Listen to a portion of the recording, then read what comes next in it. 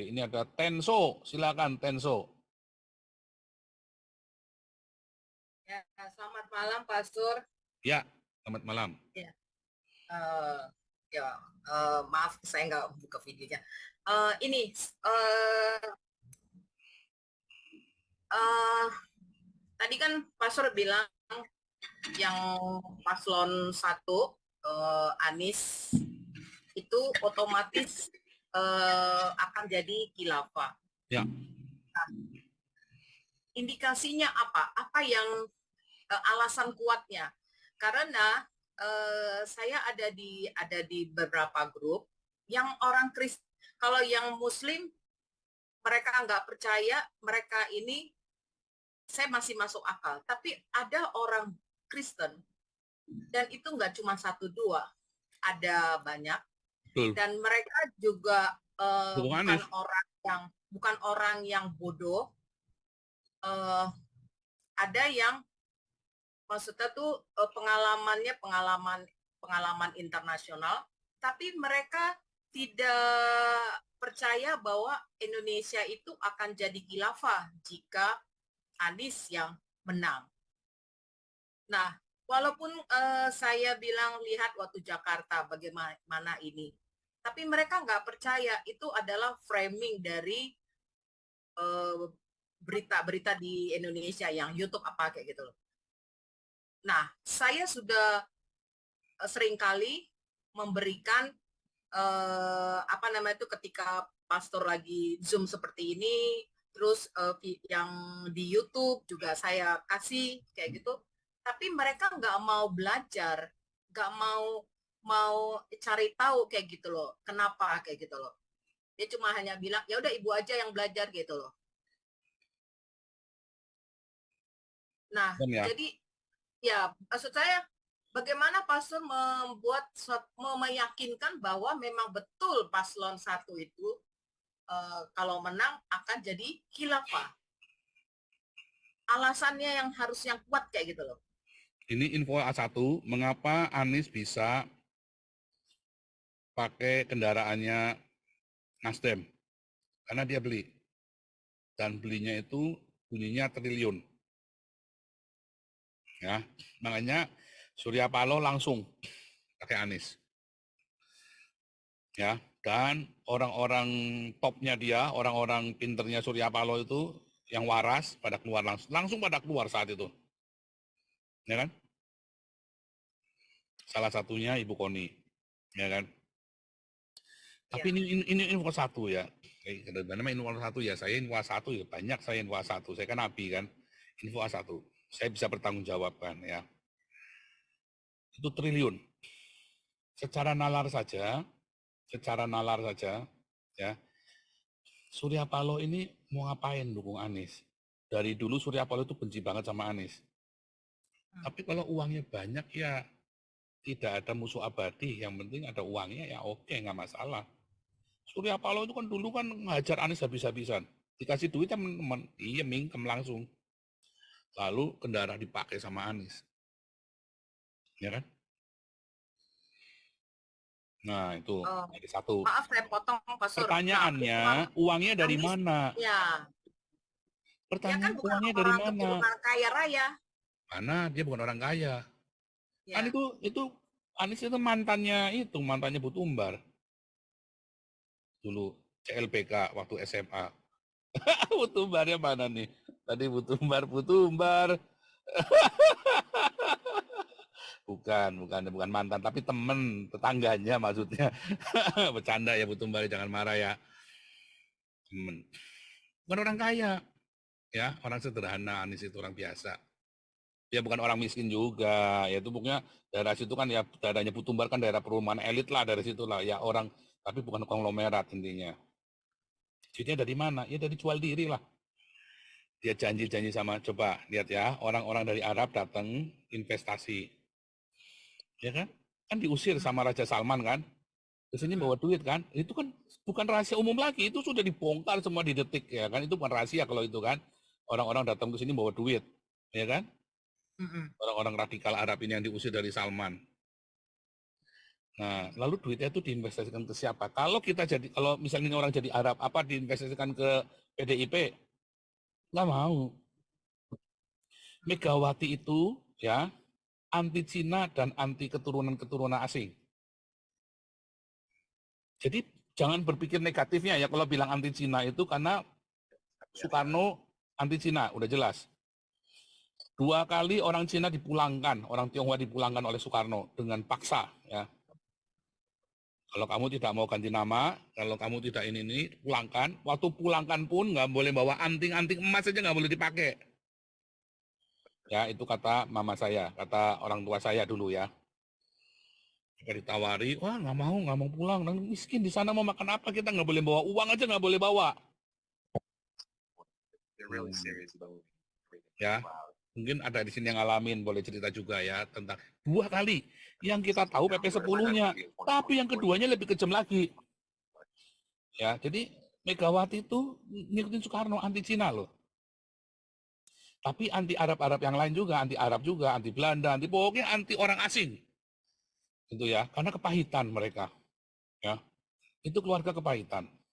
Bukan berarti anti Cina terus Megawati pihak ke Arab, enggak. Megawati juga tidak suka sama orang Islam. Lawang Soekarno ditumbangkan oleh orang Islam kok. Jadi, kenapa dulu saya suka mendukung Megawati? Karena dia anti-Islam.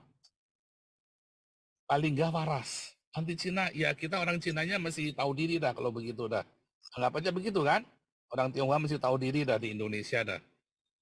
Selamanya kalian tidak akan bisa jadi pribumi. Sekalipun kalian jadi Islam pun kalian tidak bisa jadi pribumi intinya. Ya. Kian He pun ditendang. Siapa lagi itu menteri-menteri Cina itu ya, anggota MPR semua. Oh, dulu Megawati naik, yang dukung orang-orang Tionghoa loh. Begitu Megawati sudah di atas, sudah kuat, ditendangin satu-satu. Ya. Jadi itu bukan rahasia juga, sudah banyak yang komplain. Jadi orang-orang Arab ini mau invest kemana? Ya ke Anies. Nggak ada cara lain. Dengan ideologinya, Anies disetir. Sekarang belum menang. Tambahin dikit boleh nggak apa-apa? Iya Pak Andi boleh. Ini menurut untuk Ibu Tanso ya, ini menurut saya rakyat jelata. Kalau saya lihat, ya kan, itu jejak rekamnya dia di Jakarta tuh gimana? Jadi kok masih ada orang bisa percaya sama Anies? Itu loh saya nggak banyak, habis pikir. Masih banyak, kan? masih banyak yang Masih banyak makanya itu orang-orang gereja, banyak pendeta-pendeta itu terima duit dari Anies. Jadi dia bukan orang bodoh. Yang penting dia terima duit dari Anies, Bu. Betul. Nah, terus contoh soalnya waktu Anies di Jakarta itu banjir. Katanya bangun sumur-sumur. Ini kan air suruh masuk ke bawah katanya. Itu kan melawan sunatullah. Nah, kan ini orang-orang pemikiran cetek begini terus kamu mau suruh memimpin Indonesia. Nah, terus kali-kali di depan itu asrama atlet itu kan bau. Bukannya kali dibersihin, dikeduk, malah dikasih jaring-jaring. Nah, kan ini pemikiran orang cetek, ini utaknya nggak ada nih orang. Itu kok masih dipercayain untuk memimpin negara kamu. Pak Pandi. Itu aja sih kalau saya. Pandi, kali dikasih jaring, terus bikin monumen pakai bambu. Itu bukan orang bodoh, itu pinter Pak. Tetapi bukan pinter mengatasi masalah, pinter buat dia menghabiskan anggaran. Itu memang caranya begitu Pak. Makanya Anies tidak akan bisa ketangkep KPK. Yang ada adalah dia akan dituduh goblok. Tetapi korupsi di mana itu? Tidak bisa, itu bukan korupsi Pak, itu goblok Pak. Korupsi pembukuan dulu, buku-buku di Jerman atau di itu bisa Pak, itu boleh Pak, itu namanya kelebihan bayar, itu ada Pak, saya tahu. Jadi tidak bisa, zaman saya ikut tender-tender dulu, itu suka kita bilang namanya koreksi, karena itu ada namanya, ini tanda tangan ya Pak, buat koreksi keuangan, koreksi laporan keuangan. Boleh Pak, namanya kelebihan bayar, itu bisa. Wah itu kalau udah gitu-gitu, kita pokoknya dia minta apa aja kita kudu nurut, kadang-kadang uangnya harus dikembalikan, ya kembalikan semua Pak. Kalau sudah tender-tender gitu, kalau dulu kan saya suka tender di PTP kan. PTP itu ngeri tuh Pak, wah itu wah miliaran tuh Pak. Satu kilo 10 rupiah, bayangin. 1 kilo 10 rupiah, kalau yang order 100.000 ton setahun, ya berarti 100 juta dikali 10 rupiah, 1 miliar Pak. Satu direkturnya saja Pak. Setahun dapat 1 miliar Pak dari kita Pak. BTP Pak. Ya, Nah, ya itu itu namanya bottom kelebihan line ya. bayar. Nanti kalau kena, namanya kelebihan bayar. Tapi karena itu di luar, sudah lama pemberiannya ada terpisah dulu atau uangnya di depan dulu, maka nggak bisa masuk ke pembukuan. Nah, Anies juga melakukan hal yang sama seperti itu, jadi nggak bisa dituduh, Pak. Sama seperti Jokowi, caranya korupsinya Jokowi apa kalau Jokowi korupsi ngambilin duit? Enggak, Jokowi tidak akan bisa kena KPK, Pak. Kenapa? Cina mau masuk ke Indonesia, ya kan? Bikin kereta api cepat. Kan itu investasi, Indonesia kudu bayar kan? Ya kan? Tetapi Indonesia membayar dengan amat sangat murah. Ya kan?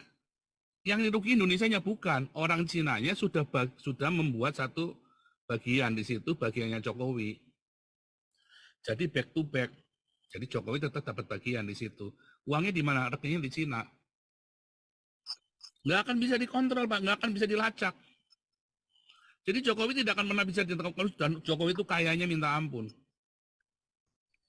Jangan misalnya Cina investasi lagi, bikin tambang, bikin pelabuhan, bikin bandara, bikin jalan tol.